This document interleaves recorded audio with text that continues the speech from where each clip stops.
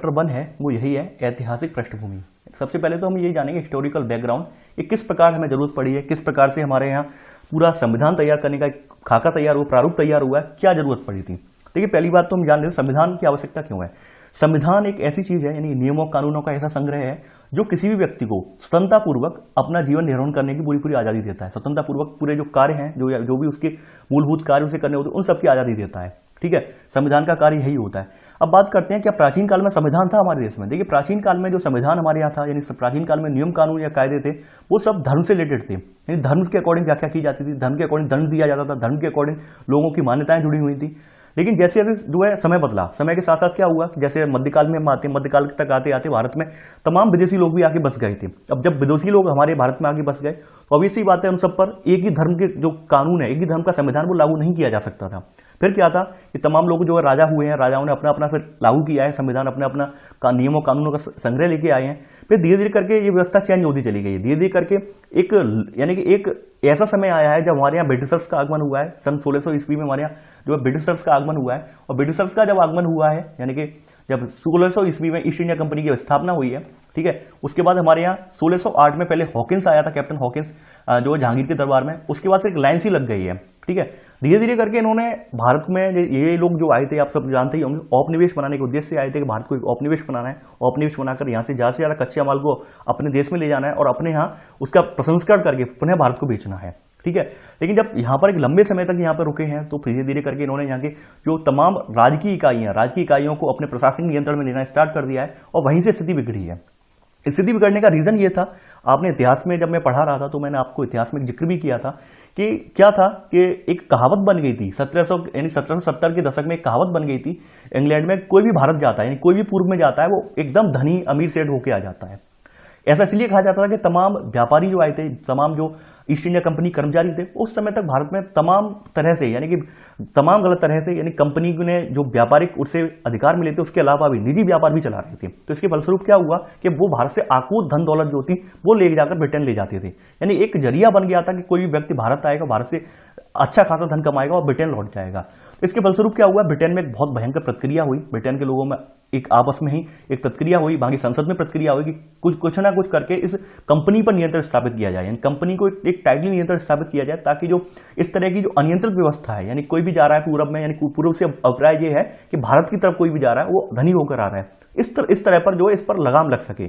तब इस दिशा में कंपनी का शासन जब था 1773 से लेकर 1858 तक चला है, तो इस दिशा में पहली बार ब्रिटेन की संसद के द्वारा, यानी ब्रिटेन की सरकार ने पहली बार में 1773 का रेगुलेटिंग एक्ट पास किया है। इसका उद्देश्य रेगुलेटिंग एक्ट का यही था कि कंपनी के प्रशासनिक और राजनीतिक कार्यों को मान्यता देनी है। यानी कि अब कोई भी प्रशासनिक और राजनीतिक कार्य कंपनी करेगी उसकी पूरी जानकारी किसको देगी, ये ब्रिटिश सरकार को देगी। इससे पहले क्या था, ब्रिटिश अपने मनमाने ढंग से जो है भारत पर राज कर रहे थे, मनमाने ढंग से भारत को लूट खसोट रहे थे। लेकिन अब वहां पर वही कंडीशन क्रिएट हुई है कि वहां पर दबाव में सरकार ने इन पर एक रेगुलेट करने से संबंधित एक्ट ठोक दिया है। ठीक है, तो यहां पर आप पहला पॉइंट यहाँ पे नोट कर लेना, पहली हेडिंग आप डाल लीजिए 1773 का रेगुलेटिंग एक्ट।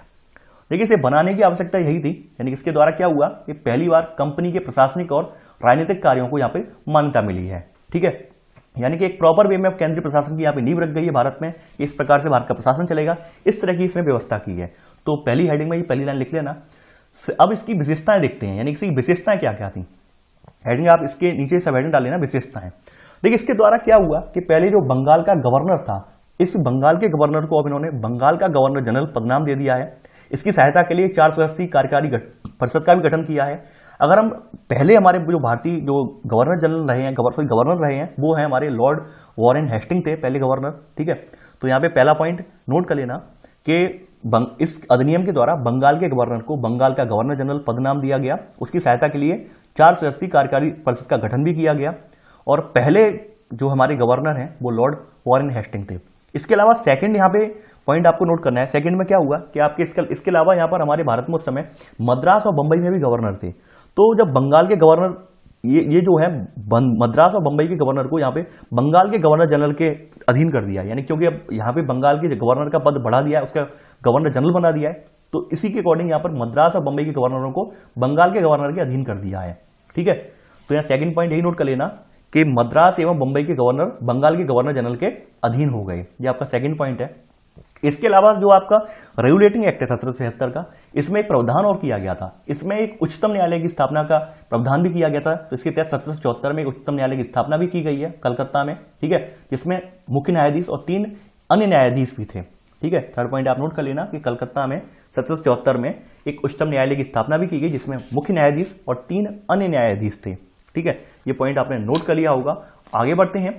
अब यहां पे देखिए बात करते हैं, यहां तक तो हमने देख लिया। अब बात करते हैं इसके तहत इसने ये भी कोशिश की है, यानी कि चूंकि ये जो कानून बनाने का उद्देश्य यही था, कानून बनाने की जो प्रक्रिया थी, कानून बनाने का जो दबाव था, वो इसी दबाव में बनाया गया था कानून, कि तमाम तरह के जो कंपनी कर्मचारी हैं वो तमाम तरह का निजी व्यापार कर रहे हैं या रिश्वत स्वरूप जो भी धन उगाही कर रहे हैं उस पर प्रतिबंध लगाया जा सके। चूंकि इसने स्पष्ट तो कर दिया इस कानून ने कि आपको निजी व्यापार नहीं करना है, कोई भी गलत तरीके से भारतीय लोगों से उपहार या रिश्वत लेना इसने प्रतिबंधित कर दिया, लेकिन फिर भी ब्रिटिश के जो अधिकारी थे, यानी ब्रिटिश ईस्ट इंडिया कंपनी के अधिकारी थे, वो मानने वाले नहीं थे, यानी इसका उन पर कोई ज्यादा खास असर नहीं पड़ा है। इसके अलावा जो ये कानून है, देखिए ये लिखने की जरूरत नहीं है, केवल मैंने बता दिया है यहाँ पे। इसके अलावा ये कानून है, इसने क्या किया है, इसने जो ये रेगुलेटिंग एक्ट ने ब्रिटिश सरकार का कोर्ट ऑफ डायरेक्टर, यानी कि कंपनी के माध्यम से कंपनी पर नियंत्रण और भी स्ट्रॉन्ग कर दिया है। इसके तहत क्या है कि कंपनी को राजस्व, नागरिक और सैन्य मामलों की जानकारी ब्रिटिश सरकार को देना यहाँ पे आवश्यक कर दिया है। तो यहाँ पे आप चौथा पॉइंट आप नोट कर लेना, चौथा पॉइंट ही होगा आपको कि इसने, यानी कि ब्रिटिश सरकार ने कोर्ट ऑफ डायरेक्टर के माध्यम से, इसमें इस तरह से लिख लेना कि ब्रिटिश सरकार ने कोर्ट ऑफ डायरेक्टर के माध्यम से कंपनी पर नियंत्रण कर इसके राजस्व, नागरिक और सैन्य मामलों की जानकारी सरकार को देना आवश्यक कर दिया, ठीक है। ये आपका चौथा पॉइंट है। आगे बढ़ते हैं। अब देखिए 1773 का रेगुलेटिंग एक्ट आ गया है, उसके बाद 1784 का पिट्स इंडिया एक्ट बना है, ठीक है। उसी दौरान यहाँ पे अगली हेडिंग आप डाल लेना, सेकंड हेडिंग 1784 का पिट्स इंडिया एक्ट। देखिए उसी दौरान क्या था कि जो 1773 का रेगुलेटिंग एक्ट था, इसे सुधारने की दिशा में इन्होंने एक यहाँ पर एक्ट ऑफ सेटलमेंट के नाम से इसमें सुधार भी किया है, संशोधन किया है ब्रिटिश संसद ने, तो इसे एक्ट ऑफ सेटलमेंट कहा गया है। तो यहाँ पे इसी में नोट डाल के नीचे लिख लेना, ठीक है। इसमें लिख लेना रेगुलेटिंग एक्ट की कमियों को दूर करने के लिए ब्रिटिश संसद ने एक संशोधित अधिनियम 1781 में पारित किया, जिसे एक्ट ऑफ सेटलमेंट के नाम से भी जाना जाता है। यानी एक्ट ऑफ सेटलमेंट जो था वो 1773 की जो एक्ट की कमियां थी इसको दूर करने के उद्देश्य से लाया गया था, ठीक है। देखिए आई होप आप ये नोट वाला पोर्शन अगर जो है 1773 के रेगुलेटिंग एक्ट के नीचे पहुंचा देंगे तो ज्यादा बेटर रहेगा, क्योंकि इसने जो राइटर ने पुस्तक में 1784 के पिट्स इंडिया एक्ट में लिख दिया है, जबकि यहाँ पे लिखने का कोई औचित्य नहीं है। आप इसके नीचे पहुंचा दीजिए, यानी कि यहाँ पर आप पहुंचा दीजिए इसके नीचे, तो आपको समझ में आ जाएगा कि एक्ट ऑफ सेटलमेंट जो था वो 1773 के रेगुलेटिंग एक्ट की कमियों को दूर करने के लिए लाया गया था। अब बात करते हैं 1784 का पिट्स इंडिया एक्ट, इसने क्या क्या यहाँ पे किया है। देखिए सबसे बड़ी बात यह है 1784 का जो पिट्स इंडिया एक्ट बना है, इसने कंपनी के जो राजनीतिक और वाणिज्यिक कार्य हैं इनको पृथक कर दिया है, ठीक है। यानी कि इसने कंपनी के राजनीतिक और वाणिज्यिक कार्यों को पृथक कर दिया है कि भाई अब कोई भी आप राजनीतिक कार्य करेंगे वो वाणिज्यिक कार्यों में शामिल नहीं होगा, यानी कि आप कोई भी यानी व्यापार कर रहे हैं व्यापार अलग होगा, राजनीतिक कार्य कर रहे हैं राजनीतिक कार्य अलग होगा। तो इसके तहत क्या किया गया है, यानी कि राजनीतिक मामलों के प्रबंधन के लिए इन्होंने नियंत्रण बोर्ड यानी बोर्ड ऑफ कंट्रोल के नाम से एक निकाय का गठन किया है, और इस प्रकार यहां पर द्वैध शासन यानी डायआर्की जिसे बोलते हैं, डायआर्की व्यवस्था का शुभारंभ हो गया है। यानी द्वैध शासन का मतलब क्या हो गया कि एक तो राजनीतिक व्यवस्था के लिए अलग हो गया और वाणिज्यिक कार्यों के लिए अलग हो गया, तो इसको इस प्रकार के शासन को यहाँ पे द्वैध शासन बोला गया है, द्वैध शासन की संज्ञा दी गई है, ठीक है। तो यहाँ पे आप पहला पॉइंट इस तरह से नोट करेंगे, यहाँ पर इसने कंपनी के राजनीतिक और वाणिज्यिक कार्यों को पृथक कर दिया, ठीक है। इसमें लिखेंगे, इसी में सब पॉइंट करके लिखेंगे। पहले का राजनीतिक मामलों के प्रबंधन के लिए नियंत्रण बोर्ड यानी बोर्ड ऑफ कंट्रोल के नाम से निकाय का गठन किया गया, बोर्ड ऑफ कंट्रोल के नाम से निकाय का गठन किया गया, पहले का सेकंड सब पॉइंट है। इस प्रकार द्वैध शासन की व्यवस्था का यहाँ पे शुभारंभ किया गया, यानी इस प्रकार भारत में जो है द्वैध शासन की जो है नींव पड़ी है, ठीक है। अब दूसरी बात यहाँ पे ये कर लेते हैं, ये जो कानून है यानी कि पिट्स इंडिया एक्ट है, ये इंपॉर्टेंट क्यों है। ये इस वजह से इंपॉर्टेंट ये है कि इसने जो है भारत में पहली बार कंपनी यानी भारत में कंपनी के अधीन क्षेत्र को पहली बार इस कानून के तहत ब्रिटिश आधिपत्य का क्षेत्र कहा गया है, ठीक है। इसलिए बहुत ज्यादा जो है महत्वपूर्ण है। तो यहाँ पे सेकंड पॉइंट नोट कर लेना कि जो यहाँ पे कि भारत में कंपनी के अधीन क्षेत्र को पहली बार ब्रिटिश आधिपत्य का क्षेत्र कहा गया है, ठीक है। देखिए यहाँ पे मैं आपको एक बात और बता दूं, ये जो पुस्तक है लगभग आपको यहाँ पे अगर आप पढ़ेंगे इसमें आपको ये लगेगा सारे पॉइंट इंपॉर्टेंट हैं, क्योंकि सारे पॉइंट इंपॉर्टेंट नहीं है, उसमें चुनिंदा पॉइंट्स हैं जो केवल और केवल आपको क्वेश्चन में आते हैं, खास करके वही मैं लिख पाऊंगा यहाँ पर, ठीक है। और बाद बाकी जो समझाने वाला होगा वो समझा दूंगा मैं। अब इस देखिए 1800 यहां पर आ गया, 1784 का पिट्स इंडिया एक्ट आ गया। उसके बाद आता है 1833 का चार्टर अधिनियम। देखिए चार्टर अधिनियम जो थे ब्रिटिश सरकार जो हर 20 साल की श्रृंखला में जो है जारी करती थी, यानी हर 20 साल के बाद जारी किए जाते थे। जैसे 1813 में आया, पहले 1893 में बना है, 1893 में बना है, उसके बाद 1793 में बना है एक, ठीक है, 1793 में, उसके बाद 1813 में बना है, फिर उसके बाद 1833 में आया है, ठीक है, और उसके बाद यहाँ पे एक 1853 में आया है। देखिए हमारे लिए ये दोनों जो है ज्यादा इंपॉर्टेंट नहीं है, मायने नहीं रखते, इस पुस्तक में भी नहीं है। 1833 और 1853 के बारे में हम यहाँ पे पढ़ेंगे। अब बात करते हैं 1833 का चार्टर अधिनियम। अब देखिए 1833 के चार्टर अधिनियम में क्या था कि इसने जो बंगाल का गवर्नर जनरल था उसको भारत का गवर्नर जनरल बना दिया है। सबसे बड़ी बात यही है, पहला पॉइंट आप नोट करेंगे, इसने बंगाल का जो गवर्नर जनरल था, यानी पहले बंगाल का गवर्नर जनरल था, उसके अधीन मद्रास और बंबई के भी आते थे गवर्नर, ठीक है। अब ये जो बंगाल का गवर्नर जनरल है, इसे समूचे भारत का गवर्नर जनरल यहाँ पे बना दिया गया 1833 के चार्टर अधिनियम के द्वारा, ठीक है, ये नोट कर लेना। इसने बंगाल के गवर्नर जनरल को भारत का गवर्नर जनरल बना दिया, ठीक है। इसी में सब पॉइंट लिखेंगे। देखिए अब जो हमारे देश के पहले यानी कि पहले गवर्नर जनरल रहे हैं वो हैं लॉर्ड विलियम बेंटिक रहे हैं। लॉर्ड विलियम बेंटिक हमारे देश के भारत के प्रथम गवर्नर जनरल थे। पहले का सब पॉइंट नोट कर लेना आप, ठीक है। इसके अलावा यहां पर जो है, यहाँ पे सेकंड पॉइंट यहाँ पे नोट करेंगे, जो इसके अंतर्गत पहले बनाए गए कानूनों को, यानी कि यहाँ पर जो गवर्नरों को विधायिका शक्ति संबंधी मिली हुई थी मद्रास और बंबई के गवर्नरों को, तो उस विधायिका शक्ति को यहाँ पे फिर से वंचित कर दिया गया है और अब सारी असीमित शक्तियां जो हैं वो भारत के गवर्नर जनरल के हाथ में दे दी गई हैं। यानी कि कहने का मतलब जो होता कि बंगाल का गवर्नर जनरल जो भारत का गवर्नर जनरल बन चुका है उसके हाथ में सारी असीमित शक्तियां दे दी गई हैं। तो अब यहाँ पे सेकंड पॉइंट यहाँ पे अब क्या है आपका, इसके अंतर्गत जो पहले कानून बने हुए थे, यानी कि 1833 के चार्टर अधिनियम से एक्ट से पहले जो कानून बने हुए थे उनको नियामक कानून कहा गया है। कहने का मतलब समझना आप कि 1833 से पहले जो बने हुए हैं उनको क्या कहा गया है, उनको नियामक कानून कहा गया है, और 1833 के बाद जो कानून बनेंगे उन्हें कहा गया है अधिनियम। ये सेकंड पॉइंट आप नोट कर लेना। इसके अंतर्गत पहले बनाए गए कानूनों को नियामक कानून कहा गया और नए कानून के तहत बने कानूनों को एक्ट या अधिनियम कहा गया, ठीक है। अब अगला एक्ट या अधिनियम कहा गया। अब देखिए यहां पर एक बात और यहां पे देखने वाली है कि यहां पर अगर हम देखें, यानी 1833 के चार्टर एक्ट में एक खुली जो प्रतियोगिता दी है, सिविल सेवकों की खुली प्रतियोगिता की बात की है, लेकिन ये पॉसिबल नहीं हो सका है। क्यों पॉसिबल नहीं हो सका है? उस समय जो तमाम ब्रिटिशर्स हैं उनका काफी सारा प्रभुत्व था, तो उनका जो विद्रोह जब हुआ है उन लोगों ने काफी जो है आपत्ति उठाई है, तो ये खुली सेवा जो खुली प्रतियोगी परीक्षा करवाई जाने की बात थी वो दबा दी गई है, ठीक है। यानी कि विरोध के कारण इस प्रावधान को समाप्त कर दिया गया है। सबसे पहले चार्टर एक्ट 1833 के चार्टर एक्ट में किया गया था प्रावधान कि खुली प्रतियोगिता का आयोजन किया जाएगा, लेकिन पॉसिबल नहीं हो सका है ये।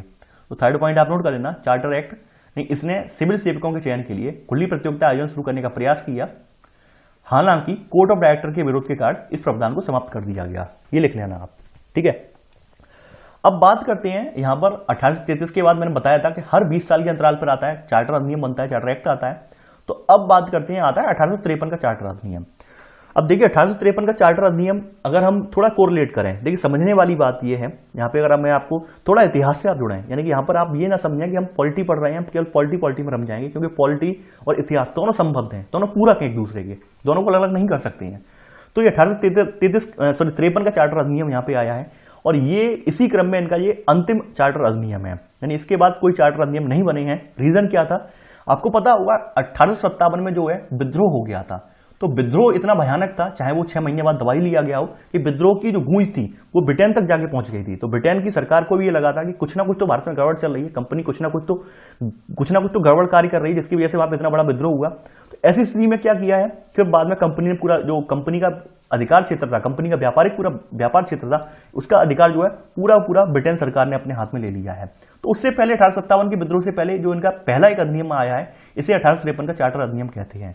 तो अब आपको समझ में आ जाएगी बात, यानी कि अगर आप भूलेंगे नहीं, अगर आपसे कहा जाए कि कितने जो एक्ट या अधिनियम थे वो कंपनी के दौरान बने हैं, तो आप बता देंगे 1853 का चार्टर अधिनियम तक बने हैं। इसके बाद जो बने हैं 1857 का विद्रोह हो गया है, 1858 में पूरी सत्ता जो है ब्रिटिश सरकार के हाथ में आ गई है, ठीक है। तो इस वजह से अब आप यहाँ पे भूलेंगे नहीं। तो 1853 का चार्टर अधिनियम, इसमें क्या क्या था यहाँ पे हम बात करते हैं। देखिए यहाँ पर पहली बार ये कहा गया है कि गवर्नर जनरल की जो परिषद है इसके विधायी और प्रशासनिक कार्यों को यहाँ पे अलग कर दिया, यानी इसने जो ये कहा है कि जो गवर्नर जनरल है उसके विधायी और प्रशासनिक कार्यों को यहाँ पे अलग कर दिया गया है। अब पहला पॉइंट ये नोट कर लेना, ठीक है। और गवर्नर जनरल के लिए यहाँ पे यानी कि गवर्नर जनरल के लिए नई विधान परिषद का गठन भी किया गया है। इसे भारतीय विधान परिषद कहा गया है, यानी इसके कार्यकलाप ठीक उसी प्रकार के होंगे जो ब्रिटेन की संसद में अपनाए जाते हैं। कहने का मतलब यहां पर यही है, यानी कि जो भारत में इनकी जो बनाई गई है विधान परिषद, इसके कार्यकलाप उसी प्रकार के थे, ठीक जिस प्रकार ब्रिटिश संसद के थे। ब्रिटिश संसद की कार्यवाहियां होती थी, ठीक है। तो ये पहले का सब पॉइंट, यानी कि पहली बार यहाँ पे गवर्नर जनरल की जो परिषद की विधायी शक्तियां हैं और प्रशासनिक कार्य हैं उनको अलग कर दिया गया है, और इसके लिए इसने गवर्नर जनरल के लिए एक नई विधान परिषद का गठन किया है, इसे भारतीय यानी कि केंद्रीय विधान परिषद कहा गया है, ठीक है। अब बात करते हैं यहाँ पे अगला पॉइंट यहाँ पे नोट करेंगे। अब देखिए यहाँ पे सेकंड पॉइंट से पहले यहाँ पे एक पॉइंट और नोट करेंगे। यहाँ पर इसी में देखिए यहाँ पर क्या था कि जो ये आपकी गवर्नर जनरल की विधान परिषद थी, इसमें 6 नए सदस्यों का चुनाव होना था, ठीक है। पहली विधान परिषद में स्थानीय प्रतिनिधित्व को प्रारंभ करने के लिए यहाँ पर 6 कैंडिडेटों का सदस्यों का चुनाव करना था, जिसमें 4 का चुनाव बंगाल, मद्रास और बंबई से था और आगरा के स्थानीय प्रांतों के द्वारा किया जाना था, ठीक है। तो यहाँ पर आप नोट कर लेना इसी में। देखिए यहाँ पे इसमें सेकंड सब पॉइंट आएगा, आई होप, यानी कि यहाँ पर पहला सब पॉइंट तो आपका ये वाला हो गया। इसी क्रम में यहाँ पे अब आप सेकंड सब पॉइंट नोट करेंगे। पहले पॉइंट पे सेकंड सब पॉइंट है, यहाँ पे सेकंड सब पॉइंट यहाँ नोट करेंगे। बोलता जा रहा हूं मैं यहाँ पर, इसने प्रथम बार भारतीय केंद्रीय विधान परिषद में स्थानीय प्रतिनिधित्व प्रारंभ किया, ठीक है। यानी कि पहली बार यहाँ पे क्या है, स्थानीय प्रतिनिधित्व विधान परिषद में प्रतिनिधित्व प्रारंभ करने का प्रावधान किया गया है, जिसके तहत जो 6 नए सदस्यों में से, यानी गवर्नर जनरल की परिषद में 6 नए सदस्यों में से 4 का चुनाव बंगाल, मद्रास और बंबई और आगरा की स्थानीय प्रांतीय सरकारों द्वारा किया जाना था, ठीक है। ये पूरा नोट कर लेना आप, पहले का सेकंड सब पॉइंट पूरा नोट कर लेना। दूसरी बात, सेकंड पॉइंट यहाँ पे नोट करेंगे। देखिए इसने क्या किया है यहाँ पे कि सिविल सेवकों की भर्ती की यहाँ पे चयन की खुली प्रतियोगिता व्यवस्था का शुभारंभ कर दिया है। लेकिन ध्यान रखना 1833 में केवल बात चलाई गई थी, यानी कि यहाँ पे खुली प्रतियोगी परीक्षा की बात चलाई गई थी, लेकिन प्रबल दबाव की वजह से उन्होंने वो सब कुछ प्रावधान निरस्त कर दिए थे, कुछ भी उसमें आगे कार्रवाई नहीं की थी। लेकिन यहाँ पर सीधी बात कही गई है कि 1833 जो सिविल सेवकों की भर्ती की व्यवस्था है, यानी चयन के लिए खुली प्रतियोगिता की व्यवस्था का शुभारंभ किया जाए। इसके लिए इन्होंने 1854 में एक भारतीय सिविल सेवा के संबंध में मैकाले समिति की भी नियुक्त की है। देखिए पूछा जाता है कि ये सिविल सेवा के संबंध में, यानी सिविल सेवा की खुली भर्ती के संबंध में जो मैकाले समिति है, इसकी नियुक्ति कब की गई है? ये 1854 में की गई है। ये सेकंड का सब पॉइंट आप नोट कर लेना। अब आगे बढ़ते हैं इसी क्रम में। देखिए 1853 का जो चार्टर अधिनियम समाप्त हो गया।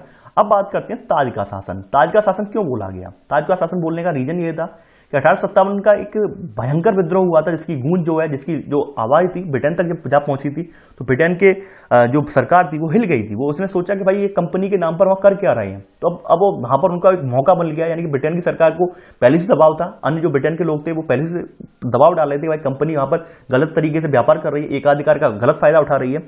अब यहाँ पे ब्रिटेन की सरकार को एक बहाना भी मिल गया है। बहाना ये मिल गया है कि भाई अब तो हम पूरा अधिकार जो है इनसे छीनकर अपने हाथ में ले ही सकते हैं। तो इसके बाद क्या होता है 1857 के बाद यहाँ पे अब 1858 से शुरू हो जाता है किसका? ताज का शासन। ताज से मतलब ब्रिटेन की जो महारानी विक्टोरिया हैं उनके अधिकार में ये शासन भारत का शुरू हो जाता है, और इसी के तहत अब भारत शासन अधिनियम 1858 का बनाया गया है। ठीक है, तो यहाँ पर ताज का शासन आपने हेडिंग डाल लेना, और इसी में पहली सब हेडिंग आपकी जो पड़ेगी ये है कि 1858 का भारत शासन अधिनियम। देखिए अगर आप दोनों चीजों को अगर आप समझ के चलेंगे, यानी इतिहास से जोड़ेंगे तो आप भूलेंगे नहीं, और इतिहास से अगर आप नहीं जोड़ेंगे, अगर आपको डायरेक्ट यही बता देता कि कब कब बने हैं, तो आप यकीन मानिए भूल जाएंगे। आपको ये लगेगा ताज का शासन अब कहां से आ गया, क्यों आ गया। तो सबसे बड़ी बात यही है कि 1857 का विद्रोह हुआ है, उसकी वजह से यहाँ पे अब पूरी शक्तियां अब ब्रिटेन की महारानी है, ब्रिटेन की सरकार है, उसे अपने हाथ में लेनी पड़ी है। ठीक है, तो 1858 का जो भारत शासन अधिनियम है ये किस बिहाफ पर आया था? इसके आने का रीजन ये था क्योंकि उस समय भारतीयों में असंतोष की लहर कुछ ज्यादा बढ़ चुकी थी। तो ब्रिटेन सरकार ये नहीं चाहती थी कि जो भारत का औपनिवेशिकता समाप्त हो जाए, इस पर प्रबल नियंत्रण बनाने के लिए उसने ये कार्य किया था, यानी पूरा शासन जो अपने हाथ में ले लिया था। तो उसने ये कहा है कि भारत के शासन को हम अच्छा बनाने वाला अधिनियम के नाम से इसे हम प्रशिक्षित कर रहे हैं। भारत के शासन को हमें अच्छा बनाना है, इसके लिए हम ये अधिनियम जो है ला रहे हैं। तो यहाँ पे आप नोट कर लेना 1858 का भारत शासन अधिनियम में कि भारत के शासन को अच्छा बनाने वाला अधिनियम के नाम से यह जाना जाता है। ठीक है, यह जाना जाता है। इसी में लिखेंगे, यानी कि अधिनियम की विशेषताएं क्या क्या हैं, विशेषताओं में हम लिखेंगे यहाँ पर।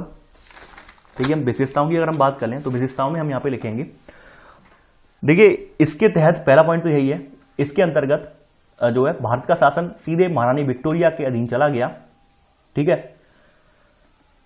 पहले का सब पॉइंट नोट करेंगे। पहले का सब पॉइंट कि गवर्नर जनरल का जो पदनाम था वो बदलकर भारत का वायसराय कर दिया गया, जो कि भारत में ब्रिटिश ताज का प्रत्यक्ष प्रतिनिधि बन गया। ठीक है, ये पहले का पहला सब पॉइंट, यानी गवर्नर जनरल जो था भारत का गवर्नर जनरल 1833 में भारत का गवर्नर जनरल बनाया गया था, अब उसे वायसराय कर दिया गया है। ठीक है, और वह भारत में ब्रिटिश ताज का प्रत्यक्ष प्रतिनिधि बन गया। प्रत्यक्ष प्रतिनिधि का मतलब क्या है कि कोई ऐसा व्यक्ति जो सीधा सीधा ब्रिटेन की महाराजा या महारानी संबद्ध हो, ब्रिटेन से महाराजा महारानी के प्रति जवाबदेह हो। ठीक है, तो इस तरह की प्रावधान यहाँ पे किया गया है। अब यहां पर इसने एक काम और किया है, जो आपने देखा होगा, जो 1784 का पिट्स इंडिया एक्ट आया था जिसमें द्वैध प्रणाली अपनाई गई थी, उस प्रणाली को इसने समाप्त कर दिया है। सेकंड पॉइंट यहां पे नोट करेंगे, इस अधिनियम ने नियंत्रण बोर्ड और निदेशक कोड समाप्त कर भारत में शासन की द्वैध प्रणाली समाप्त कर दी। ठीक है, नियंत्रण बोर्ड जो कि नियंत्रण बोर्ड राजकीय कार्यों के लिए था और निदेशक कोड जो था आपके व्यापारिक कार्यों के लिए था, तो इसे समाप्त कर दिया है यहाँ पर, जो कि आपको पता होगा 1784 की पिट्स इंडिया एक्ट में इसकी बात की गई थी। ठीक है, तो ये यहाँ पे इसमें समाप्त कर दिया गया है। अब देखिए यहां पर इन्होंने एक नए पद का सृजन किया है। थर्ड पॉइंट आप नोट करेंगे, एक नया पद इन्होंने बनाया है, भारत के राज्य सचिव का सृजन किया। ठीक है, और भारत का राज्य सचिव जो था, इसमें भारतीय प्रशासन पर संपूर्ण नियंत्रण की शक्ति भी इसमें निहित थी भारत सचिव में। ठीक है, इसकी सहायता के लिए इन्होंने क्या किया है, इसकी सहायता के लिए जो है यानी सचिव की सहायता के लिए 15 सदस्यीय परिषद का गठन भी किया गया है। ठीक है, तो ये सब पॉइंट नोट कर लेना। सेकंड का सब पॉइंट, इसकी सहायता के लिए 15 सदस्यीय परिषद का गठन भी किया गया, जो कि सलाहकार समिति थी। ठीक है, और इसका अध्यक्ष जो था, ऑब्वियसली बात है, जब भारत सचिव के लिए परिषद का गठन किया गया, सहायता के लिए किया गया, तो उसका अध्यक्ष भी भारत सचिव ही होगा, तो लिखने की जरूरत नहीं है। ठीक है, आगे बढ़ते हैं।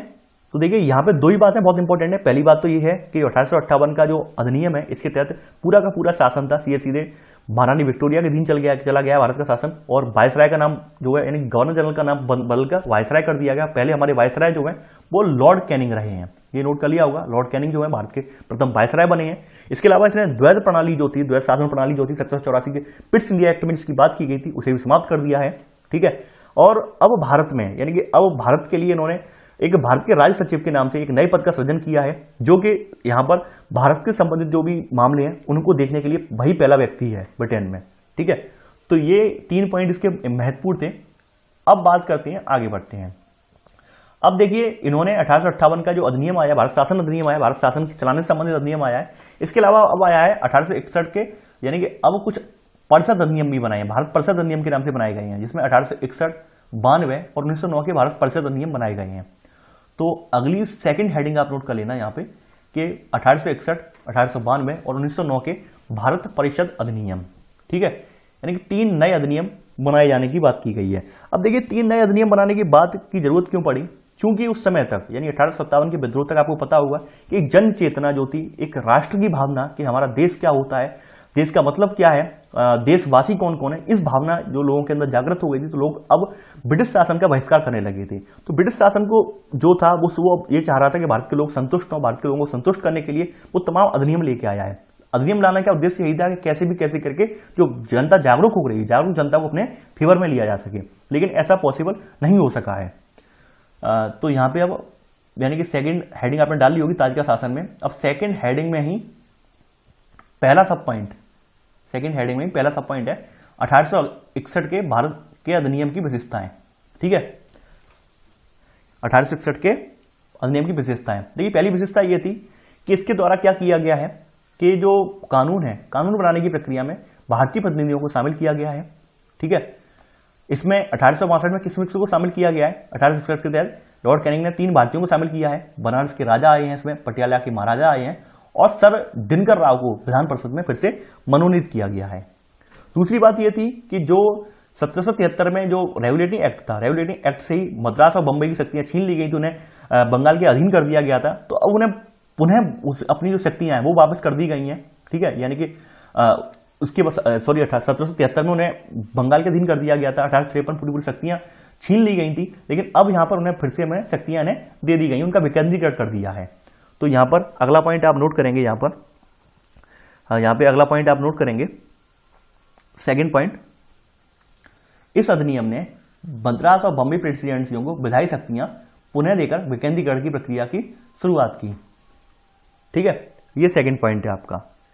आगे बढ़ते हैं। देखिए इस जो अधिनियम है, इसके ने बंगाल, उत्तर पश्चिमी सीमा प्रांत और पंजाब में यानी इस अधिनियम के तहत जो है 1862, 66 और 97 में विधान परिषदों का भी गठन हुआ है। ये आप थर्ड पॉइंट नोट कर लेना, ठीक है। इसके अलावा इस अधिनियम ने आपातकाल का उपबंध भी बनाया है, यानी कि जो वायसराय है, वायसराय को अपनी जो काउंसिल है इसकी संस्कृति के अध्यादेश यानी इसकी संस्कृति लेने से पहले एक अपना आपातकाल के लिए निर्देश जारी करने का अध्यादेश जारी करने का आदेश भी मिल गया है इसे, ठीक है। तो यहाँ पे अगला पॉइंट नोट कर लेना आप। इसी क्रम में चौथा पॉइंट, इसने वायसराय को आपातकाल में बिना काउंसिल की संस्कृति के अध्यादेश जारी करने के लिए अधिकृत किया, ठीक है। अब देखिए यहां पर अब बात करते हैं सेकंड हेडिंग, सेकंड सब पॉइंट यहां पे आएगा आपका, सेकंड सब हेडिंग है 1892 के अधिनियम की विशेषताएं, यानी 1892 का अधिनियम आ गया। चूंकि 1892 तक थोड़ा स्थिति और बिगड़ी, यहाँ पे और जो शिक्षित भारतीय इनका प्रतिशत बढ़ता चला गया है, तो शिक्षित भारतीय अब आवाज उठाने लगे, अपने हक की मांग उठाने लगे हैं। क्योंकि पहले जितने सारे नियम बनते थे, नियम कानून कायदे, जहाँ पे जो प्रशासनिक ढांचा तैयार किया जाता था उसमें पूरा ब्रिटिशर्स का हाथ होता था, तो अब शिक्षित भारतीयों की डिमांड ये थी कि हमें भी शामिल किया जाए। तो उसी क्रम को देखते हुए 1892 के अधिनियम में यह व्यवस्था की गई कि केंद्रीय और प्रांतीय विधान परिषदों में जो गैर सरकारी सदस्य हैं इनकी संख्या बढ़ाई गई है, लेकिन इनका बहुमत ज्यादा नहीं रहा है। फिर भी एक मन समझाने के लिए इन्होंने क्या किया है, 1892 का अधिनियम लेके आए हैं। इसके तहत केंद्रीय और जो प्रांतीय विधायी परिषद है, विधान परिषद है, इनमें गैर सरकारी सदस्यों की संख्या बढ़ाई गई है। तो ये पहला पॉइंट नोट कर लेना। इसके माध्यम से केंद्रीय और विधान परिषदों में गैर सरकारी सदस्यों की संख्या बढ़ाई गई है, हालांकि बहुमत सरकारी सदस्यों का ही रहता था, ठीक है। देखिए ये जो सदस्य लाए गए हैं इनका कोई ज्यादा रोल नहीं था, इन्हें बजट पर बहस करने का अधिकार था, कार्यपालिका के प्रश्नों पर उत्तर देने के लिए अधिकृत किया गया था, लेकिन ये जरूरी नहीं था कि सरकार हर प्रश्न पर इनके हर प्रश्न का उत्तर दे या इनकी जो हर संस्तुतियां हैं वो जो सुने या माने, ऐसा कोई जरूरी नहीं था। क्योंकि चूंकि इनका बहुमत नहीं होता था, तो बहुमत नहीं था तो इनको शामिल करने का कोई ज्यादा भी असर नहीं पड़ा है जनता पर, ठीक है। तो ये आपने नोट कर लिया होगा। अब देखिए यहां पर सेकंड पॉइंट नोट करेंगे, इस अधिनियम ने केंद्रीय और प्रांतीय विधान परिषद दोनों में इन सदस्यों, गैर सरकारी सदस्यों की नियुक्ति के लिए एक सीमित और परोक्ष रूप से चुनाव का प्रावधान किया, लेकिन जो चुनाव शब्द है इसका अधिनियम में कहीं भी प्रयोग नहीं हुआ था। यानी कि प्रावधान तो कर दिया है, मौखिक रूप से कहा गया है, भारत के गवर्नर, भारत का जो वायसराय है उसने मौखिक रूप से कहा है, लेकिन अधिनियम में कहीं भी प्रावधान नहीं किया गया है चुनाव का, ये आप समझ लेना। तो सेकेंड पॉइंट आप नोट कर लीजिए, ठीक है। अब बात करते हैं यहां पे अगला ऐसी संदर्भ में आता है, यानी कि आपकी यहां पे आपकी पहली है, यानी कि ये सेकंड हेडिंग, अब ये आपकी थर्ड हेडिंग यहां पे पड़ेगी। ये है 1909 के अधिनियम की विशेषताएं। थर्ड हेडिंग यही है इसी क्रम में, 1909 के अधिनियम की विशेषताएं। देखिए 1909 का अधिनियम जो है इसको मार्ले मिंटो सुधार के नाम से भी जाना जाता है, क्योंकि उस समय जो मार्ले थे वो इंग्लैंड में भारत के राज्य सचिव थे और मिंटो जो थे वो वायसराय थे। देखिए भूलेंगे नहीं, आप लिख दीजिए यहाँ पे कि सचिव और ये लिख देना मिंटो वायसराय, यानी इस तरह से लिख देना, ज्यादा लंबा मत लिखना। ये सचिव हो गए, ठीक है, और ये जो व्यक्ति हैं ये मिंटो जो है वायसराय हैं, यानी इस तरह से आप लिख देंगे तो आई होप आप भूलेंगे नहीं। यहाँ पे लिखने की ज्यादा लंबा लिखने की जरूरत नहीं है, वायसराय डैश लाके शॉर्ट में लिखेंगे, ठीक है। ये वायसराय थे। अब देखिए ये जो अधिनियम है यानी 1909 का अधिनियम है, इसने क्या गुल खिलाए हैं, यानी कि इसका क्या रोल रहा है। इसके तहत जो पहले से ही भारतीयों की मांग चली आ रही थी कि जो गवर्नर जनरल या फिर यानी कि जो ब्रिटिश प्रशासन है, ब्रिटिश प्रशासन में भारतीयों की सहभागिता ज्यादा से ज्यादा बढ़ाई जाए, जो भारतीय हैं उन्हें ज्यादा से ज्यादा शामिल किया जाए, तो इस दिशा में इन्होंने एक बड़ा कदम उठाया है। अब क्या किया गया है, इसके अंतर्गत पहली बार किसी भारतीय को वायसराय और गवर्नर की कार्य परिषद के साथ एसोसिएशन बनाने का प्रावधान किया गया है। यानी इस अधिनियम की सबसे बड़ी विशेषता यही है। पहला पॉइंट आप नोट कर लेना, इस अधिनियम के अंतर्गत पहली बार किसी भारतीय को वायसराय और गवर्नर की कार्य परिषद के साथ एसोसिएशन बनाने का प्रावधान किया गया, ठीक है। देखिए सत्येंद्र प्रसाद सिन्हा जो हैं वो वायसराय की कार्यपालिका परिषद के प्रथम भारतीय सदस्य बने हैं, ठीक है, और उन्हें विधि सदस्य बनाया गया था। ये पहले का सब पॉइंट आप नोट कर लेना। सेकंड बात यहां पर एक सेकंड पॉइंट ये नोट करने वाला ये है कि इसने पृथक निर्वाचन व्यवस्था भी की है, यानी कि यहाँ पे मुस्लिमों को सांप्रदायिक प्रतिनिधित्व के आधार पर निर्वाचन मंडल में शामिल करने की बात कही गई है, ठीक है, अलग से उनका जो है निर्वाचक मंडल बनाने की बात कही गई है। तो यहां पे सेकंड पॉइंट आप नोट करेंगे, इस अधिनियम ने पृथक निर्वाचन के आधार पर मुस्लिमों के लिए सांप्रदायिक प्रतिनिधित्व का प्रावधान किया, ठीक है। देखिए इसी में सब पॉइंट नोट कर लेना, सांप्रदायिकता को वैधानिकता प्रदान करने की दिशा में पहला कदम था ये 1909 वाला, और यहाँ पे लॉर्ड मिंटो को जो है सांप्रदायिक निर्वाचन के जनक के रूप में भी जाना गया है। इस सेकंड का सब पॉइंट नोट कर लेना, लॉर्ड मिंटो जो है उन्हें सांप्रदायिक निर्वाचन के जनक के रूप में जाना गया है। ठीक है, क्योंकि पहली बार देश में ऐसी स्थिति हुई थी कि मुस्लिमों को अलग सांप्रदायिक प्रतिनिधित्व दिया गया था, तो ये पहली बार ऐसा हुआ है। ये 1909 के मार्ले मिंटो सुधार की बात है। ठीक है, मार्ले मिंटो जो अधिनियम है ये इसकी विशेषता है, खास विशेषता है। दूसरी विशेषता यही है कि कार्य परिषद में एक विधि सदस्य, भारतीय विधि सदस्य जिसका नाम सत्येंद्र प्रसाद सिन्हा, इन्हें भी शामिल किया गया है। ठीक है, तो ये यहाँ पे दो बातें इंपॉर्टेंट हुई हैं और हमारे लिए यहाँ पे इतना ज्यादा इंपॉर्टेंट नहीं है कुछ भी। ठीक है, अब आगे बात करते हैं। अब अगली बार यहाँ पे घटना घटित होती है भारत शासन अधिनियम 1919 की। देखिए इस हिसाब में यहाँ पे अब आपने नोट कर लिया, यानी हेडिंग डाल ली होगी, चौथी हेडिंग है आपकी भारत शासन अधिनियम। देखिए भारत शासन अधिनियम ये 1919 वाला है। इसे मूल रूप से जो है यानी मार्ले मिंटो के बाद इसे मॉन्टेग-चेम्सफोर्ड सुधार भी कहा गया जाता है, जो कि 1919 में बना था और 1921 में जो है लागू किया गया है। ठीक है, तो उस समय मॉन्टेग जो है, यहाँ पे मॉन्टेग के बारे में ये सचिव हैं, मॉन्टेग सचिव हैं, और जबकि चेम्सफोर्ड जो है ये वायसराय हैं। ठीक है, यानी चेम्सफोर्ड जो है वायसराय हैं और मॉन्टेग जो है वो सचिव हैं, ये आप जानते हैं ऑलरेडी। देखिए इसमें क्या था, इस भारत शासन अधिनियम 1919 में क्या था, यहाँ पर अब केंद्रीय और प्रांतीय विषयों की सूची है, उनकी पहचान की गई है और उन्हें पृथक करके राज्यों पर केंद्रीय नियंत्रण कम किया गया है। यानी यहाँ पर कुछ ऐसे विषयों की पहचान की गई है, कुछ ऐसे जो विषय हैं जिन्हें केंद्र को पकड़ा दिया जाए, इन्हें राज्यों को पकड़ा दिया जाए। जैसे आज भी आप देखते होंगे कि शिक्षा, जैसे आप शिक्षा देख रहे हैं, शिक्षा संबंधित सूची में पहुंचा दिया गया है, वन्य क्षेत्र वगैरह है राज्य सूची में डाले गए हैं, ऐसे तमाम विषय, पुलिस वगैरह है राज्य सूची का विषय है। ठीक है, तो ऐसे तमाम विषय थे। तो उनका उद्देश्य क्या था, उद्देश्य यही था कि थोड़ा प्रशासन में सुधार आएगा। प्रशासन में सुधार आने के साथ साथ चूंकि उस समय तक जो भारतीय हैं, भारतीयों का जो दबदबा है वो प्रांतीय विषयों पर हो गया था, यानी प्रांतीय शासन पे भारतीयों का दबदबा था, तो भारतीयों को संतुष्ट करना भी जरूरी था। तो ऐसा इसलिए किया गया है कि कुछ तो जो परिवर्तन है, कुछ तो जो दबाव है, कुछ हमारे ऊपर जो भारतीय लोग दबाव डाल रहे हैं वो दबाव कम किया जा सकेगा। ऐसा इसलिए इन्होंने किया है 1919 के अधिनियम के द्वारा। ठीक है, तो पहला पॉइंट आप नोट कर लेना, एक केंद्रीय और प्रांतीय विषयों की सूची की पहचान कर एवं उन्हें पृथक कर राज्यों पर केंद्रीय नियंत्रण कम किया गया। ठीक है, सेकंड पॉइंट नोट करेंगे। देखिए इसने प्रांतीय विषयों को पुनः दो भागों में विभक्त किया है। ठीक है, कौन कौन से दो भाग हैं, सेकंड पॉइंट के पहला सब पॉइंट नोट करेंगे। हस्तांतरित विषय, इन पर गवर्नर का शासन होता था और इस कार्य में वह उन मंत्रियों की सहायता लेते थे जो विधान परिषद के प्रति उत्तरदायी थे। यानी हस्तांतरित विषयों पर गवर्नर का शासन होता था और इस कार्य में वह उन मंत्रियों की सहायता लेता था जो विधान परिषद के प्रति उत्तरदायी थे। और सेकंड यहाँ पे आते हैं रिजर्व, यानी आरक्षित विषय। आरक्षित का मतलब जानते ही होंगे कि यानी पूरी तरह से ये गवर्नर के अधीन है, इन पर आप कुछ भी नहीं कर सकते हैं। तो आरक्षित विषयों पर गवर्नर कार्यपालिका परिषद का जो सहायता से शासन करते, कार्यपालिका जो परिषद बनी हुई थी उसकी सहायता से शासन करता था ये। ठीक है, और ये विधान परिषद के प्रति उत्तरदायी नहीं थी। ठीक है, और ये जो व्यवस्था है, यानी कि आप देख रहे होंगे यहाँ पर जो यानी कि द्वैध शासन वाली व्यवस्था जो थी 1861 में जो बंद कर दी गई थी, वो यहाँ पर अब फिर से शुरू कर दी गई है। यानी कि द्वैध शासन वाली व्यवस्था जो पहले बंद कर दी गई थी, अब द्वैध शासन वाली व्यवस्था यहाँ पे फिर से स्टार्ट कर दी गई है। ये आप इस तरह से आप देख रहे होंगे ये वाला। ठीक है, देखिए द्वैध शासन वाली व्यवस्था जो थी 1858 में खत्म की गई थी, ना कि 1861 में। भूलवश हो गया था, 1858 में द्वैध शासन खत्म कर दिया गया था, लेकिन फिर से यहाँ पे दोहरी व्यवस्था जो है मॉन्टेग-चेम्सफोर्ड के बाद में लगा दी गई है। ठीक है, तो ये आपने नोट कर लिया होगा। आगे बढ़ते हैं इसी क्रम में। अब देखिए यहाँ पर तीसरा पॉइंट और नोट करेंगे।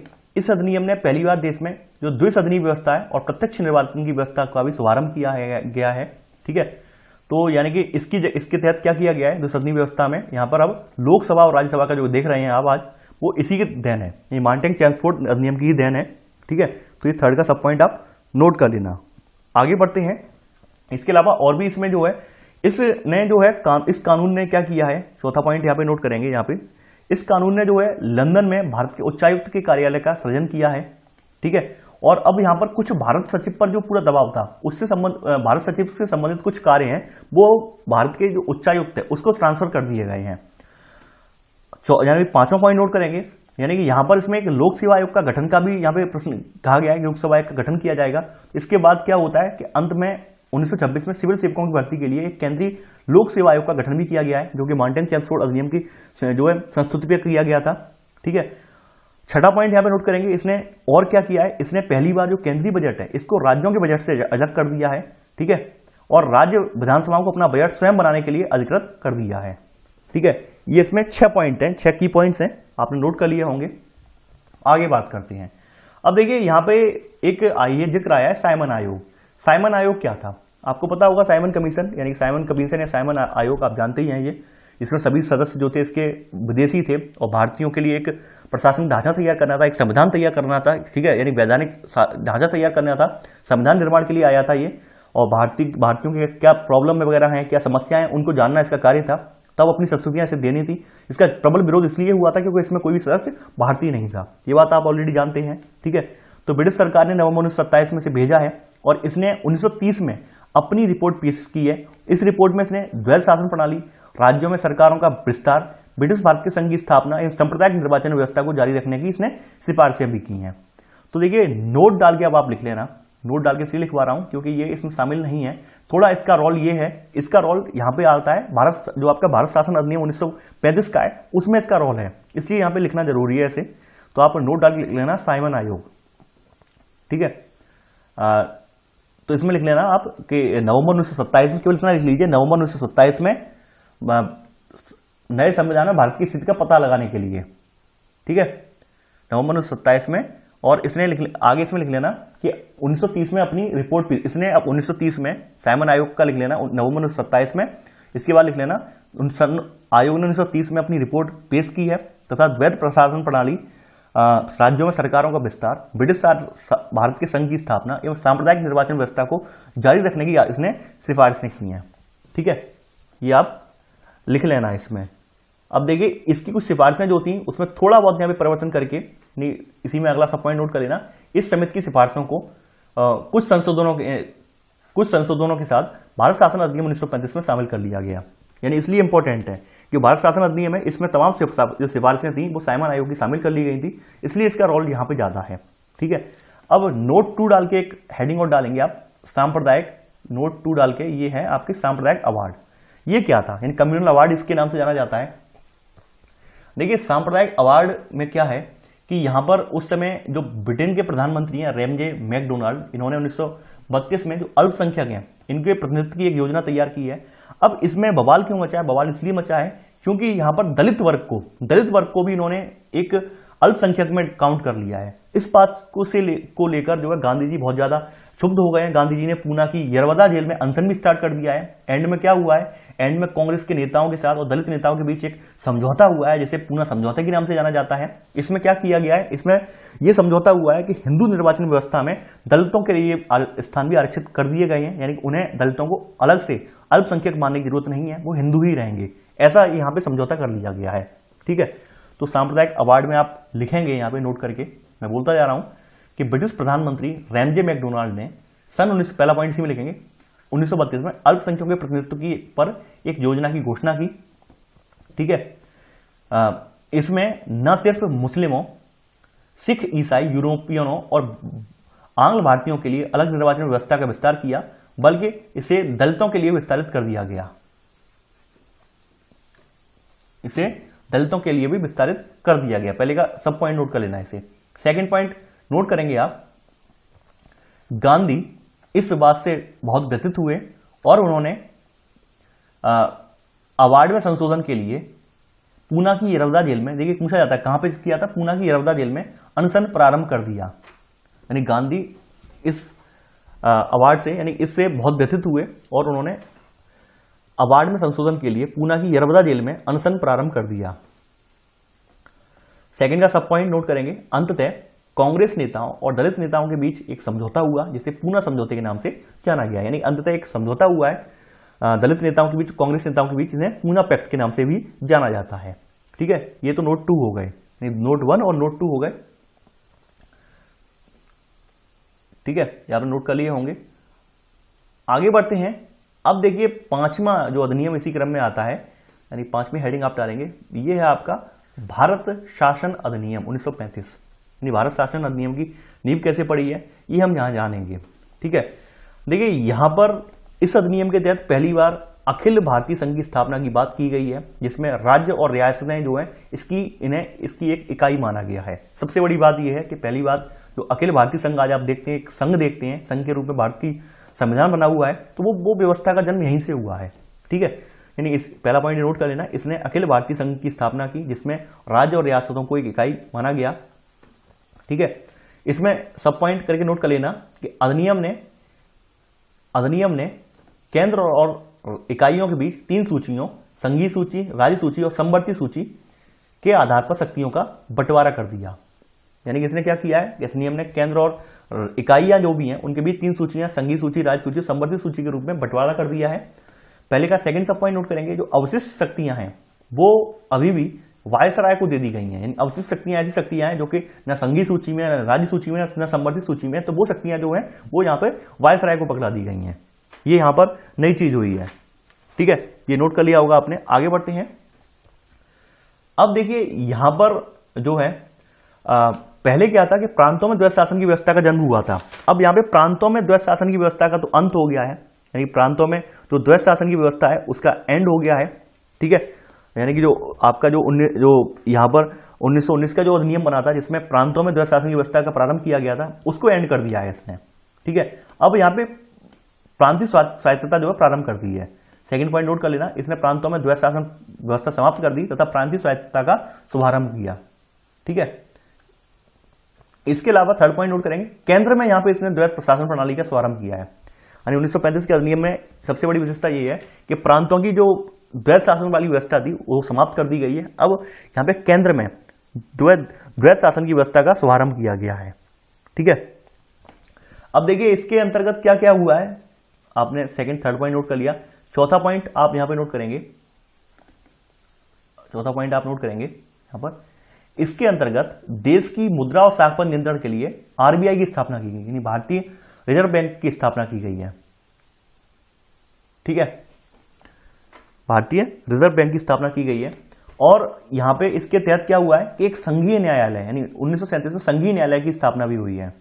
ठीक है, संघीय न्यायालय सबका सर्वोपरि यानी सबसे ऊंचा न्यायालय, सब उच्चतम न्यायालय की स्थापना भी की गई है इसके तहत। 5वां पॉइंट नोट कर लेना आप। ठीक है, आगे बढ़ते हैं। अब देखिए ये तो आपका 1935 का शासन अधिनियम हो गया, भारत शासन अधिनियम हो गया। अब बात करते हैं, अब आता है भारतीय स्वतंत्रता अधिनियम। ठीक है, यानी कि छठी हेडिंग आपकी ये है, भारतीय स्वतंत्रता अधिनियम है। तो भारतीय स्वतंत्रता अधिनियम के संदर्भ में एक बार मैं फिर से देख लेता हूं भारतीय स्वतंत्रता अधिनियम में क्या क्या था, वो यहां पे हम बात कर लेते हैं। देखिए यहां पर जो 20 फरवरी 1947 को ब्रिटेन के प्रधानमंत्री हैं क्लीमेंट एटली, इन्होंने घोषणा की थी कि 30 जून 1947 तक भारत में ब्रिटिश शासन समाप्त हो जाएगा। लेकिन एक यहां पे चाल चली है इन लोगों ने, एक ये चाल चली है, ये लोग ये बात जानते थे कि तमाम राजे रजवाड़े हैं वो इसमें शामिल होने से इनकार कर देंगे। बहरहाल जो व्यक्ति जन्म से राजा रहा हो वो क्यों चाहेगा कि भाई लोकतंत्र में शामिल हो। ठीक है, तो ये बात उन्हें अच्छे से बता दी। ऊपर से इन्हें यह भी मालूम था कि इन्होंने जो बीज बोया था, नफरत का बीज बोया था मुसलमानों के बीच अलग अपना प्रांत देने की बात की थी, तो वो लोग भी इस व्यवस्था को नहीं मानेंगे। तो यहां पर इन्होंने 3 जून 1947 को ब्रिटिश सरकार ने एक बार फिर से घोषणा कर दी है, ये घोषणा कर दी है कि ये जो है, यानी कि ये जो हमारा नियम है भारत शासन स्वतंत्रता अधिनियम, उन्हीं लोगों पर लागू होगा, उन क्षेत्रों में ही लागू नहीं, यानी कि उन क्षेत्रों को लागू होगा जो इसे स्वीकार करेंगे। ठीक है, और ये उन क्षेत्रों पर लागू नहीं होगा जो इसे स्वीकार नहीं करेंगे। ठीक है, इन्होंने ये कह दिया साफ साफ कि केवल और केवल उसी पर लागू होगा जो इसे स्वीकार कर लेंगे, और जो लोग स्वीकार नहीं करेंगे उन पर ये भारत स्वतंत्रता अधिनियम लागू नहीं होगा। तो ऑब्वियसली बात है, जब मुस्लिम लीग जो थी पहले से ही इसके पक्षधर नहीं थी, भारत में शामिल होने के पक्षधर नहीं थी, उसे एक और मौका मिल गया है।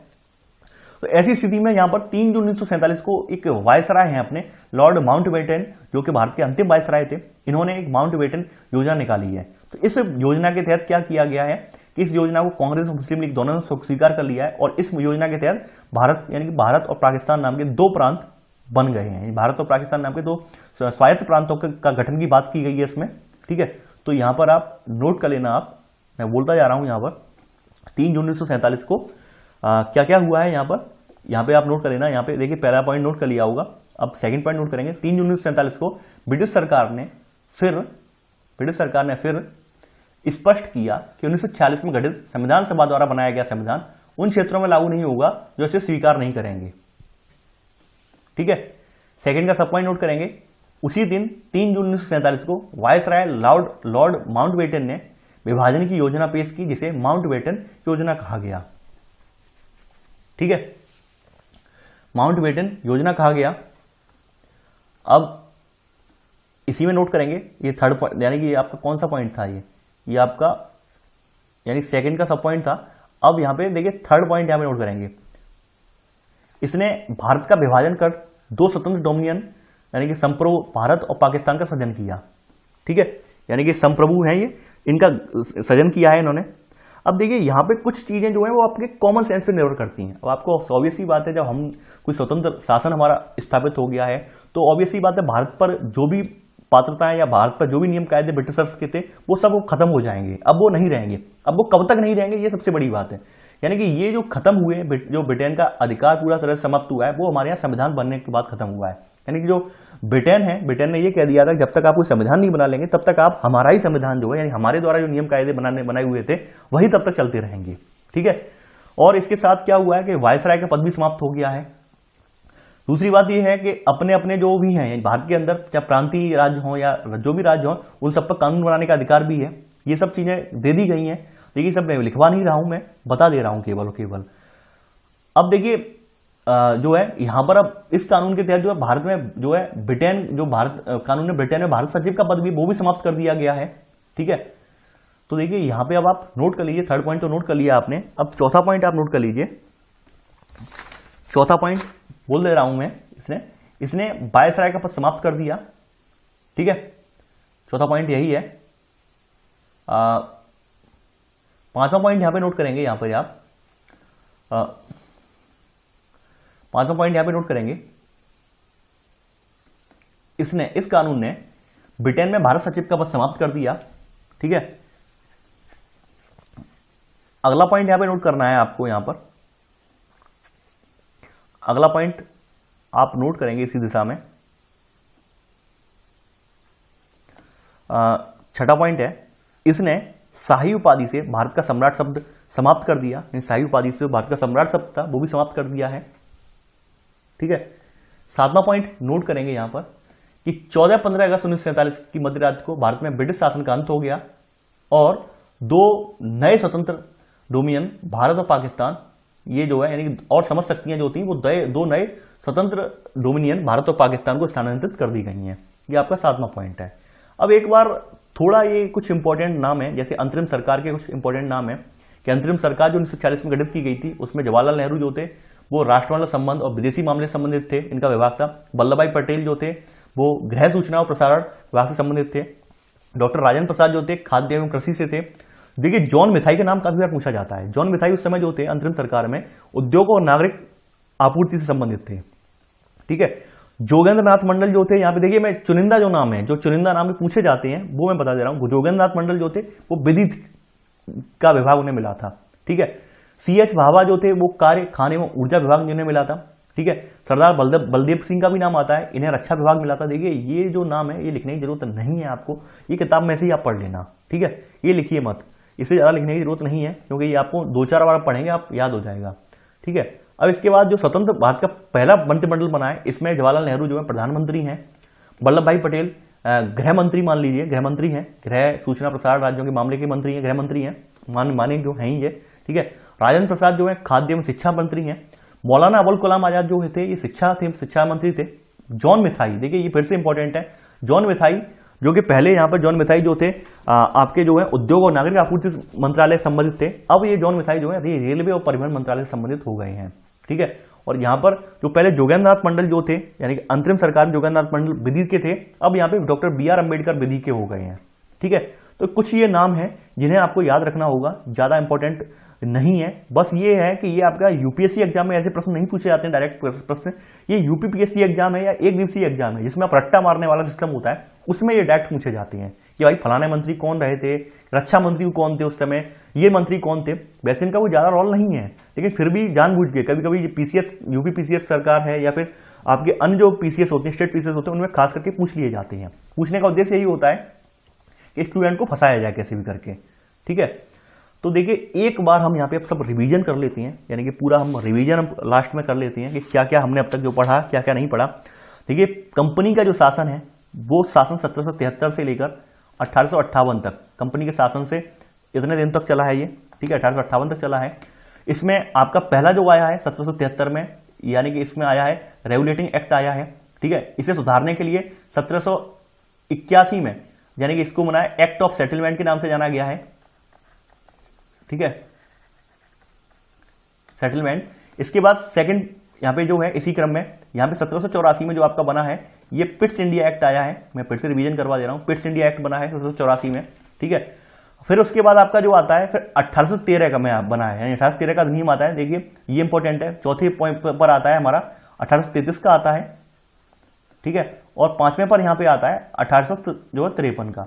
अब थोड़ा इनमें क्या क्या था वो भी मैं बता दे रहा हूं। यहां पर क्या किया गया है, यहां पे बंगाल का गवर्नर है उसे बंगाल का गवर्नर जनरल बना दिया गया है, ठीक है, और यहां पे मद्रास और बंबई के जो गवर्नर है उसके अधीन कर दिए गए हैं। एक न्यायालय की स्थापना की बात की गई है, ठीक है। और इसके अलावा यहां पर 1781 में जो एक्ट ऑफ सेटलमेंट था वो इसकी जो कमियां थी सुधारने के लिए लाया गया था। पिट्स इंडिया एक्ट में क्या था कि यहां पर राजनीतिक और प्रशासनिक कार्य हैं उन दोनों को अलग कर दिया गया, राजनीतिक और वाणिज्यिक कार्यों को अलग अलग कर दिया गया है। यहां पर नियंत्रण बोर्ड, ठीक है, यानी बोर्ड ऑफ कंट्रोल का गठन किया गया है राजनीतिक कार्यों के लिए, ठीक है।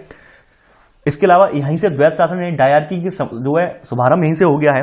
दूसरी बात ये था, अब 1833 का जो 1813 वाला है, सॉरी 13 वाला तो है ही नहीं इसमें, 13 वाला इसमें नहीं है, मैं भूल गया हूं, 13 वाला नहीं है इस पुस्तक में, 33 वाला है। 1833 वाले में क्या था, इसमें यहां पर जो है 1833 वाले में एक जो बंगाल का गवर्नर है उसे भारत का गवर्नर जनरल बना दिया गया है, ठीक है। इसके अलावा यहाँ पे इस जो अधिनियम है, इस अधिनियम के से पहले बने हुए कानून उन्हें नियामक कानून कहा गया है, उसके बाद जो बने हुए कानून है उन्हें अधिनियम कहा गया है, ठीक है। इसने पहली बार सिविल सेवकों की भर्ती की परीक्षा की बात है वो बात कही है, ओपन भर्ती की बात कही है, लेकिन एक प्रबल दबाव के विरोध में इन्होंने वो बात फिर कैंसिल कर दी है, ठीक है। 1853 का बना है। 1853 में क्या किया गया है कि पहली बार गवर्नर जनरल को जो है विधायी और प्रशासनिक कार्यों को अलग कर दिया गया है, ठीक है। और यहां पर जो विधान परिषद है उसका गठन किया गया है इसकी सहायता के लिए। इसके अलावा यहां पर सिविल सेवकों की भर्ती के लिए यहां पे 1854 में एक भारतीय सिविल सेवा से संबंधित महकारी समिति का भी गठन किया गया 1853 के अधिनियम के बाद, ठीक है। आगे बढ़ते हैं यहां पर, अब बात करते हैं यहां पर, देखिए ताज का शासन। ताज का शासन जो है 1858 से लेकर ये चला है 1947 तक, 1947 तक चला है। इसमें पहला जो अधिनियम बना है 1858 में बना है, ये पहला अधिनियम बना है। इसके बाद 1861 में आया है, फिर 1861 के बाद 1891 में बना है, ठीक है, फिर 1909 में आया है, फिर 1919 में, ठीक है, और फिर आया है 1935 में, और फिर आया है 1947 में। देखिए यहां पे याद रखने वाली बात यह है 1861, 91, 1909 ये भारतीय परिषद अधिनियम कहे गए हैं, यानी भारत परिषद अधिनियम के नाम से जाने जाते हैं। 19 अधिनियम भारत शासन अधिनियम है, ये वाला भारत शासन अधिनियम है, ये वाला भारत शासन अधिनियम है, और ये जो है भारतीय स्वतंत्रता अधिनियम के नाम से जाना जाता है, ठीक है। ये सब मैं रिकैप अब बाद में नहीं करूंगा क्योंकि आपको मैं ऑलरेडी बता चुका हूं ये, ठीक है। अब देखिए ये था हमारा आज का वीडियो, आई होप आपको आज का वीडियो पसंद आया होगा। देखिए इसमें कुछ भी सुधार की बात हो, देखिए पहला वीडियो है, और दूसरी बात ये थी ये यहाँ पर मैं रिकॉर्ड करने का जो माध्यम था वो भी मैंने चेंज कर दिया है, तो थोड़ा सा मुझे यहाँ पे ऑड फील हो रहा था आज, यानी रिकॉर्ड करते समय भी, पूरा लेक्चर अटेंड करते समय थोड़ा ऑड फील हो रहा था। तो आई होप हो सकता है आज मैं थोड़ा फास्ट हूँ, कल वाली वीडियो से हम जो चीजें यथावत पहले चल आ रही थी वैसी ही हो जाएं, ठीक है। तो अपने सजेशंस जो है वो आप मुझे जरूर दीजिए कमेंट में। इसके अलावा देखिए इस वीडियो से रिलेटेड जो आपकी टेस्ट सीरीज वाला लिंक है, यानी MCQs